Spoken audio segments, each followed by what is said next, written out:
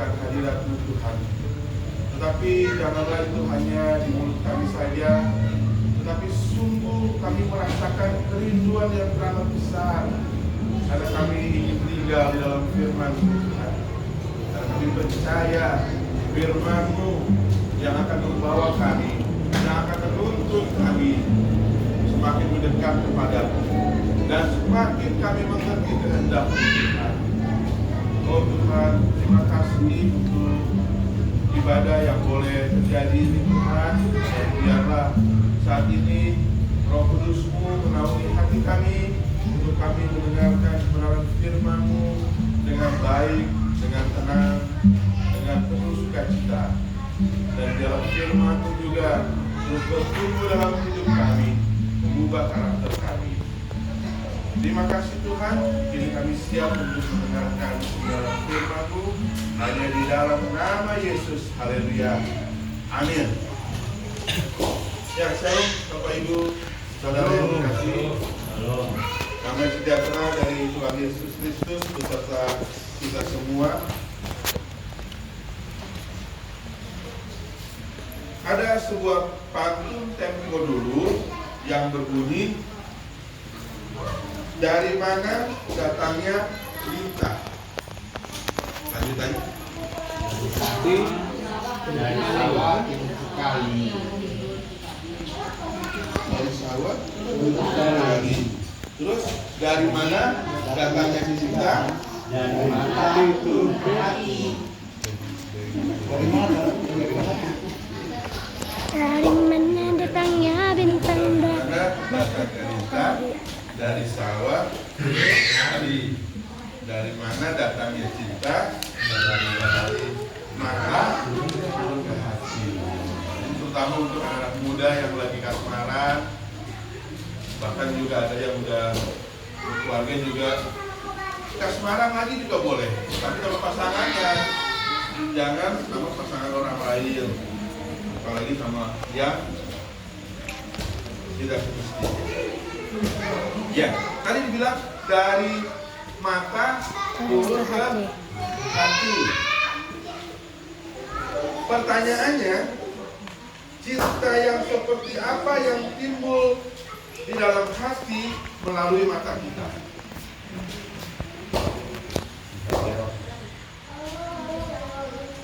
Cinta yang tulus, cinta yang membawa kebaikan bersama pastinya, atau cinta yang seturut dengan kehendak Tuhan, atau cinta yang penuh nafsu, cinta yang penuh ambisi, cinta yang ingin kepentingan diri sendiri, apalagi cinta yang disertai dengan keserakahan.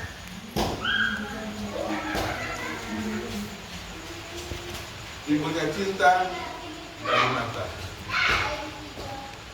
Berarti berawal semuanya dari mata. Dimulai dengan mata.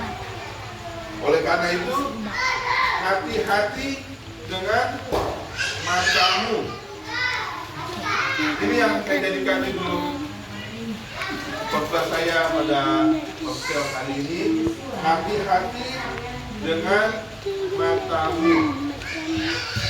Karena yang pernah dengar lagu hati-hati gunakan tanganmu, hati-hati gunakan mulutmu, terus hati-hati gunakan kakimu, terakhir hati-hati gunakan matamu. Ayo kita nyanyikan lagu ini kita ya. Silakan oleh musik bantu saya. Tapi yang matanya aja ya, kakinya, tangannya, mulutnya nggak usah. Kita fokus ke mata. Nyanyi dengan penuh sukacita. Hati-hati gunakan matamu, hati-hati gunakan matamu, karena Bapa di surga selalu lihat ke bawah. Hati-hati gunakan matamu, hati-hati gunakan matamu, hati-hati gunakan matamu, karena Bapa di surga selalu lihat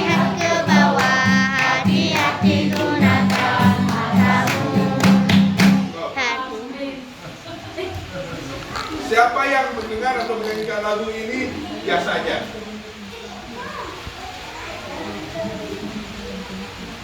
Lalu siapa yang menyanyikan lagu ini dan mendengarkannya hatinya bergetar?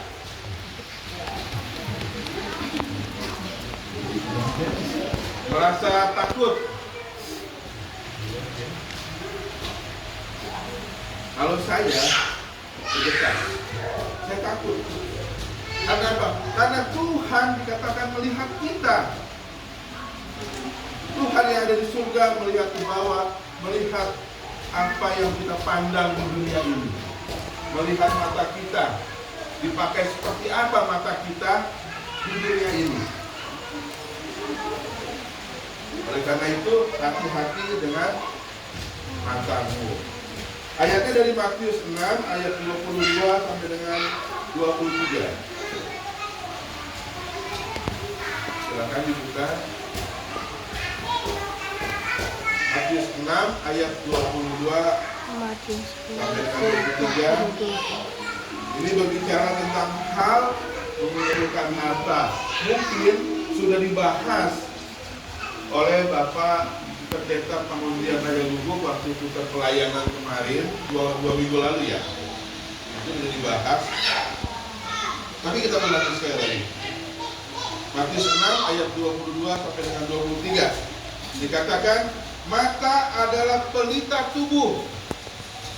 Jika matamu baik, teranglah seluruh tubuhmu. Jika matamu jahat, gelaplah seluruh tubuhmu. Jadi, jika terang yang ada padamu gelap, betapa gelapnya kegelapan itu. Jika terang yang ada pada kita menjadi gelap, dikatakan betapa gelapnya kegelapan itu. Ya, saya tidak akan mengulang lagi apa yang sudah disampaikan mungkin oleh Pak Pendeta Pengundian, tetapi saya mau mengambil bagian yang menjadi tema saya saat ini, yaitu mata. Mata adalah salah satu panca indera kita yang sangat vital. Bagaimana tidak? Jika kita tidak dapat melihat atau mata kita buta, atau bahasa kerennya tunanetra, maka dunia ini akan menjadi gelap. Tidak bisa kita melihat apa-apa. Semuanya akan hitam terlihat. Bersyukur kita punya mata yang sehat. Bersyukur kita punya mata yang normal, sehingga kita bisa melihat kebesaran dan kemuliaan Tuhan. Kalau kemarin kami ke Ciliwung lihat pemandangan di sana, luar biasa. Langsung berdecak kagum ya di hati ya. Indah sekali ciptaan karya tangan Tuhan. Terus kalau yang suka ke Danau Toba, wah indah lagi, luar biasa karya Tuhan. Tapi dengan mata juga kita bisa terjerumus ke dalam dosa dengan melihat hal-hal yang tidak baik. Oleh karena itu sekali lagi, hati-hati dengan matamu. Ayat selanjutnya dari 1 Yohanes 2 ayat 15 sampai dengan 16. 1 Yohanes 2 ayat 15 sampai dengan 16.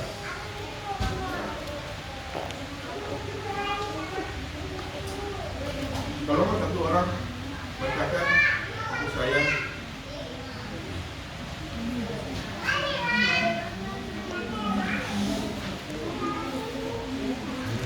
sebab semua yang ada di dalam dunia. 1 Yohanes Iya. 1 Yohanes 2 ayat 15 sampai 16. Janganlah kamu mengasihi dunia Oh iya. dan apa yang ada di dalamnya. Jikalau orang mengasihi dunia, maka kasih akan Bapa tidak ada di dalam orang itu. Sebab semua yang ada di dalam dunia, yaitu keinginan daging dan keinginan mata, serta keangkuhan hidup, bukanlah berasal dari Bapa, melainkan dari dunia. Amin. Ayat ini berbicara tentang perintah baru ya. Kalau kita lihat judul perikopnya, perintah baru. Berarti perintah baru itu persiapan kita sebelum antikristus. Kalau kita nanti lihat, di mana ada perintah yang sangat penting bagi kita, bahwa selain kita mewaspadai keinginan daging kita, keinginan mata kita juga harus kita waspadai. Karena mata adalah jendela hati kita. Dikatakan, kalau kita mengasihi dunia, maka kita tidak akan mengasihi Bapa. Bagaimana kita mengasihi dunia? Dari mata. Dari melihat yang indah-indah, yang menarik hati, sehingga kita melupakan Bapa. Kalau mata tidak dijaga dan dikendalikan, mata bisa menjadi salah satu jendela dosa yang paling efektif. Lewat mata kita bisa melihat hal-hal yang baik, juga hal-hal yang tidak baik. Hal-hal yang tidak pantas yang sering kita lihat, dan akhirnya menimbulkan keinginan-keinginan kita, ambisi-ambisi kita, bahkan menjadi nafsu keinginan untuk memilikinya. Bahkan dari hal-hal seperti itu kita bisa tersandung dan sering tersandung dalam hidup ini. Ada banyak orang yang akhirnya tergoda untuk korupsi, untuk melakukan hal yang tidak baik, tidak jujur, hanya melihat, sekali lagi melihat gemerlap kekayaan orang-orang yang ada di sekitarnya. Ada yang sulit menabung, bahkan jadi berhutang ke sana sini karena ingin menyamai gaya hidup dari lingkungan pertemanan. Coba kalau kita lihat kayak kumpulan arisan lah. Kalau orang-orang pejabat-pejabat, orang-orang kaya itu arisannya bukan sejuta 2 juta lagi, puluhan juta. Bahkan yang dikocok itu bukan uang yang didapatkan, berlian dan barang-barang mewah lainnya. Tadi saya ke Bidang, ke mana tadi? Sambut, kita lihat cincin berlian, mahal sekali itu. Saya tertarik sekali, tapi mahal sekali, 20 juta, 25 juta, tidak ada. Tapi mata kita itu gampang sekali tertarik.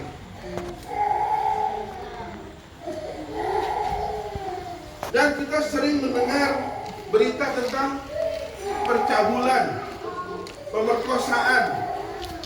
Itu diawali dengan menonton film porno. Siapa di sini yang masih suka nonton porno?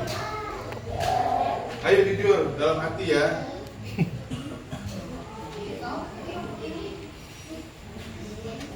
Kalau saya pernah sampai keranjingnya nonton porno, jujur. Tapi puji Tuhan sekarang saya sudah bertobat, saya sudah tinggalkan itu semua. Karena saya ingin hidup bersih, saya ingin hidup suci di hadapan Tuhan. Sudah saya tinggalkan masalah itu. Bahkan kalau orang mau menipu, salah satu kode yang paling populer adalah dengan mengedipkan mata. Bohong. Matanya udah kerip-keripan.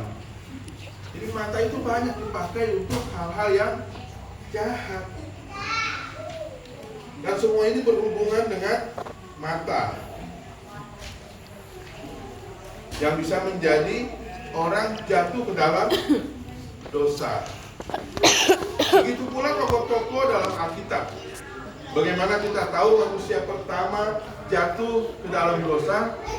Karena mata. Kalau tidak percaya kita buka ayatnya. Sebelum Adam dan Hawa memakan buah yang dilarang Tuhan, iblis terlebih dahulu memprovokasi Hawa tentang buah kehidupan itu. Kita lihat Kejadian 3 ayat 6. Benar nggak kejatuhan manusia itu diawali dari mata?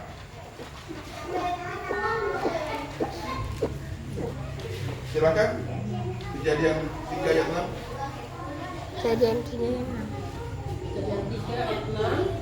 Perempuan itu melihat bahwa buah pohon itu baik untuk dimakan dan sedap kelihatannya, tapi pula pohon itu menarik hati karena memberi pengertian. Lalu ia mengambil dari buahnya dan dimakannya, dan diberikannya juga kepada suaminya yang bersama-sama dengan dia, dan suaminya pun memakannya. Dikatakan perempuan itu melihat, ya, melihat ya. Kalau perempuan ini gampang sekali kan kalau melihat sesuatu yang indah, baju yang bagus, terus apa lagi ya, cincin, gelang yang bagus, boleh juga ini kubur-kubur uang lah, beli. Iblis tahu kalau si Adam yang dicobai mungkin nggak semudah Hawa. Iblis tahu kelemahannya. Ini Hawa nih yang agak mudah digoda ini. Perempuan kan daya tariknya, ketertarikannya itu kuat sekali. Akhirnya tergodalah dia, disuruh makan, dia tinggal ya, enak. Cobalah. Itulah awal kejatuhan pertama. Manusia ke dalam dosa. Bahkan Raja Daud yang sangat mengasihi Tuhan bisa jatuh ke dalam dosa perzinahan karena matanya yang melihat kemolekan tubuh Batseba yang sedang mandi.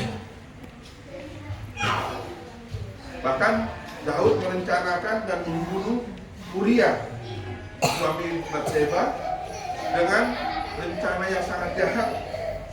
Padahal kalau kita tahu, Uria itu adalah pahlawan yang setia mengabdi kepada Daud. Saya kalau baca kisahnya Daud ini, tersentak terus saya. Sampai segitunya, orang yang mengasihi Tuhan, karena keinginan matanya, keinginan dagingnya yang diawali dengan mata, sampai merencanakan dan membunuh orang yang setia kepada dia. Dan diambil istrinya. Karena mata. Sekalipun Daud bertobat dan menyesal, di dalam Mazmur 119 ayat 37 dikatakan, "Lalukanlah mataku daripada melihat yang hampa, hidupkanlah aku dengan jalan-jalan yang kau tunjukkan." Tapi semua itu sudah terjadi. Dan itu juga yang membuat Daud tersandung. Nah, Bapak Ibu Saudara yang dikasihi Tuhan, hari ini kita diingatkan lagi bahwa apa yang biasa kita lihat dalam kehidupan ini dapat mempengaruhi pandangan kita. Contohnya, jika kita gemar melihat dan menikmati hal-hal yang kurang baik, hati kita pun menjadi kotor. Jika kita tidak peka melihat yang baik dan yang jahat, maka hati kita pun akan jadi kacau. Dan jika mata kita tertarik pada hal-hal yang tidak berguna, maka hati kita akan kosong. Karena itu kita harus selalu dan terus-menerus giat untuk selalu memohon agar Roh Kudus bisa mencelipkan mata kita untuk dapat memilih mana yang baik dan mana yang berguna untuk kemuliaan nama Tuhan, serta menghindari dan membuang semua yang buruk. Dan kita harus sadar bahwa jauh di mata juga jauh di hati. Jika kita bisa menghindari hal-hal yang salah, maka hati kita akan tetap bersih. Nah, mengapa kita harus menjaga penglihatan kita? Di sini ada 3 poin yang dapat kita pelajari bersama. Yang pertama adalah apa yang dilihat mata akan mempengaruhi keputusan kita. Apa yang dilihat mata akan mempengaruhi keputusan kita. Kita bisa belajar dari pengalaman hidup dari seorang yang bernama Lot. Kejadian 13 ayat 10 sampai dengan 11. Tolong lagi bantu saya. Kejadian 13 ayat 10 sampai dengan 11.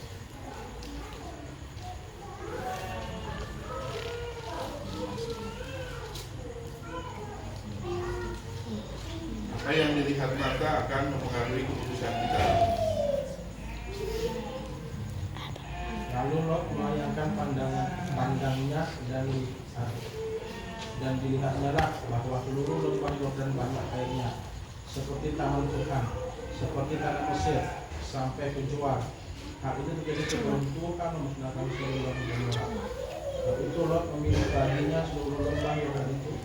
Lalu ia berangkat ke sebelah timur dan mereka berpisah. Abraham menetap di tanah Kanaan, tetapi Lot menetap di kota-kota lembah Yordan dan bergema di Sodom. Adapun orang Sodom saja dan bersaudara. Amin. Ya, kalau kita lihat di sini, Lot tergiur dengan matanya. Dia melayangkan pandangannya, dilihatnya lembah yang indah seperti taman Tuhan dikatakan. Luas lagi. Coba kalau kita punya tanah luas gitu kan enak kan? Punya 2 hektar, 3 hektar gitu. Padinya hijau semua. Enak sekali kan? Namun pada akhirnya Lot harus menelan pil pahit kehidupan karena ia salah dalam membuat keputusan. Salahnya di mana? Salahnya bukannya dia berdoa dan meminta petunjuk Tuhan terlebih dahulu, tapi keputusannya didasarkan pada yang terlihat dari mata jasmaninya. Oh, indah, menggiurkan, bahkan timbul keserakahan. Kalau kita baca kisahnya, timbul keserakahan. Dia ingin tanah yang ini. Si Abraham sana aja lah, karena anaknya sana. Kita pun sering seperti Lot. Contoh saya sendiri lah contohnya ya. Saya lihat mau beli baju ke pasar. Dari rumah sudah saya tentukan bajunya nih. Mungkin saya lihat di Tokopedia atau di toko-toko online bagus gitu kan. Udah tahu saya di Medan ada nih, di Sambung saya. Saya sudah sampai sana. Begitu sudah sampai sana, lihat yang lain-lain ada yang lebih bagus lagi, ada lagi yang lebih cantik lagi. Berubahlah keputusan saya. Akhirnya saya beli yang lain, model yang lain, yang lebih mahal pun sedikit nggak apa-apa lah. Tapi udah sampai rumah, begitu saya coba, kayaknya ada yang kurang ya, yang itu mestinya. Akhirnya saya menyesal. Seringkali itu terjadi. Kalau ada yang mengalami, ya mulai sekarang jangan sempat gampang mengambil dengan pandangan kita. Itu yang pertama, bahwa apa yang dilihat mata akan mempengaruhi keputusan kita. Yang kedua, apa yang dilihat mata dapat mempengaruhi iman kita. Apa yang dilihat mata dapat mempengaruhi iman kita. Bapak Ibu Saudara yang dikasihi Tuhan, tak bisa dipungkiri apa yang kita imani seringkali berbeda dengan kenyataan. Itulah sebabnya banyak orang Kristen yang kecewa dan akhirnya berhenti berharap kepada Tuhan. Habakuk 2 ayat 3.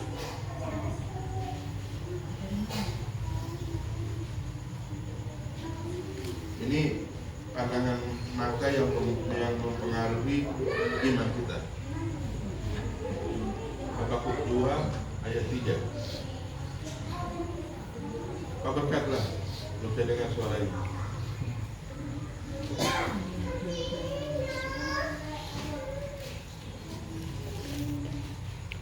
Sebab penglihatan itu masih dari tunjuk saya Pak berkat. Dua ayatnya ketiga, sebab penglihatan itu masih menanti saatnya, tetapi ia bersegera menuju kesudahannya dengan tidak menipu. Apabila aku berlambat-lambat, nantikanlah itu, sebab itu sungguh-sungguh akan datang dan tidak akan bertanggung.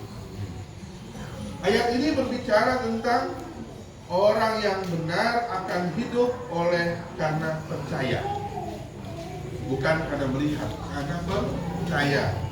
Artinya banyak dari kita yang mungkin sudah berdoa dalam pergumulan dengan iman dan pengharapan, namun bila doa dan penantian kita sepertinya tidak kunjung dijawab, nah udah mulai itu kita tuh goyang iman kita tuh. Udah mulai kita meragukan Tuhan. Dan kita mulai berusaha dengan diri sendiri, mengandalkan diri sendiri, mengandalkan orang lain, mengandalkan hal-hal di luar Tuhan. Dan ini mempengaruhi iman kita. Padahal jawaban Tuhan terkadang berbeda dari apa yang kita inginkan. Jadi, walaupun kita belum melihat jawaban Tuhan, tapi hati kita harus tetap percaya. Nah, untuk memperkuat iman kita, milikilah prinsip hidup seperti Rasul Paulus. 2 Korintus 4 ayat 18. Ini prinsip hidup dari Rasul Paulus agar kita kuat dalam iman.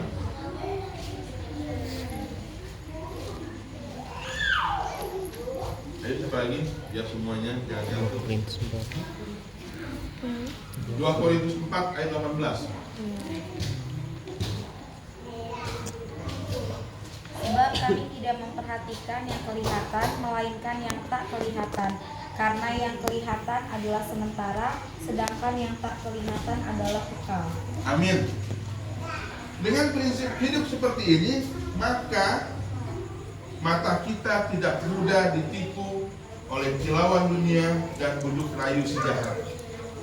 Karena kita mengerti semua yang terlihat oleh mata jasmani adalah semu, sementara, dan seringkali menipu. Oleh karena itu, arahkan selalu pandangan kita kepada Tuhan Yesus. Bahkan kita bisa meningkatkan keimanan kita lebih baik lagi dengan percaya walau tidak melihat, dibanding dengan logika kita. Kita melihat dengan mata jasmani kita sendiri yang seringkali melakukan kesalahan. Ingat, iman adalah dasar dari segala sesuatu yang kita harapkan dan bukti dari segala sesuatu yang tidak kita lihat. Ibrani 11 ayat 1 tadi berkata seperti itu. Jadi kita melihat dengan iman. Jangan lagi kita gampang tergoda dengan mata jasmani kita. Yang terakhir, yang ketiga, apa yang dilihat mata bisa menjerumuskan dan mencelakakan kita. Ini yang harus kita waspadai. Apa yang dilihat mata bisa menjerumuskan dan mencelakakan kita. Amsal 23. Kitab Amsal 23 ayat 31 sampai dengan 32.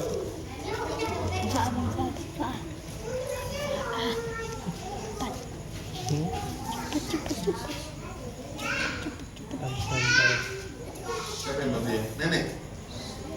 Ayo Nek. Berapa kak? Kak, berapa? Amsal 23 ayat 31 sampai 32. Ada nenek kok.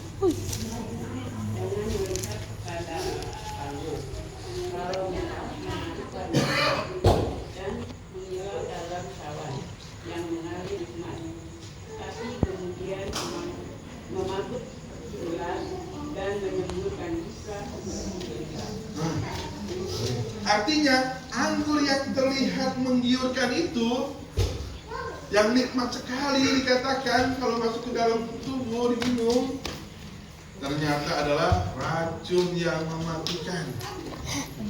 Hati-hati. Seberapa sering kita tergiur saat melihat sesuatu yang menyenangkan mata kita. Apalagi barang-barang mewah yang tadi yang saya katakan ya, perhiasan, HP, mobil, perabot-perabot rumah, dan lain-lain. Wah, kalau bisa kita bisa beli semua itu semua kan, kalau ada uang. Dan itu semua yang membuat hati kita tertarik untuk memilikinya. Bahkan pikiran kita merancangkan sesuatu untuk meraihnya. Betul. Dan tidak jarang hal itu kita ingini dengan menghalalkan segala cara untuk mendapatkannya, yang pada akhirnya akan menjerumuskan kita, bukannya mendapatkan semua yang kita inginkan, malah hukuman yang kita dapatkan. Kan? Kalau kita salah, tindakan kriminal, barangnya diambil lagi, kitanya masuk. Yang tragisnya lagi, nah ini yang tragisnya dalam hubungan asmara. Contoh, bagaimana seorang yang sudah berkeluarga melihat orang lain, lawan jenisnya, dengan cara pandang yang salah, menginginkan nafsu, akhirnya terjadi perselingkuhan di dalamnya dan menghancurkan keluarganya. Keluarga yang sudah dibangun bertahun-tahun, bahkan anak-anaknya menjadi korban dengan trauma yang mendalam. Coba, apakah kita rela hanya untuk kesenangan pribadi yang berawal dari mata, kita mengorbankan dan menghancurkan banyak jiwa? Apalagi jiwa itu adalah keluarga kita sendiri, hanya demi satu orang yang sudah terpandang mata. Kalau saya berpikir, sebenarnya kalau kita sadari dengan berjalannya waktu, semuanya itu akan berubah. Yang sekarang muda, apa lagu itu? Mama muda kan? Goyang mama muda katanya kan? Yang sekarang muda, nanti 10-20 tahun kemudian juga akan tua juga. Jadi mama tua juga itu. Ya kan? Yang sekarang kelihatannya kencang, menarik hati, lama-lama keribut juga itu dia. Apa yang kita berdosa untuk hal-hal yang sementara? Yang sekarang kelihatannya menggiurkan, pada akhirnya akan membosankan juga. Oleh karena itu, hati-hati dengan matamu. Jika kita tetap tidak mau bertobat dan tidak mau berubah untuk menjaga mata kita, sebelum kita masuk ke dalam maut, Tuhan sendiri yang berkata di dalam Matius 18 ayat 9, jika matamu menyesatkan kamu, cungkilah dan buanglah itu, karena lebih baik bagimu masuk ke dalam hidup dengan bermata satu daripada ditampakkan di dalam api neraka dengan bermata dua.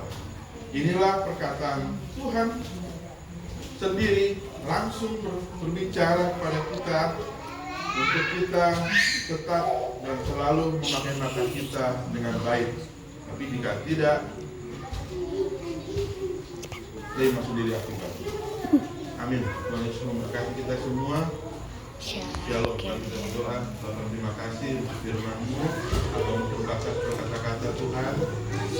Dan kami percaya Roh Kudus-Mu yang selalu bekerja dan berkarya dalam hidup kami, dalam hati kami, dalam pikiran kami, dan terus menceritakan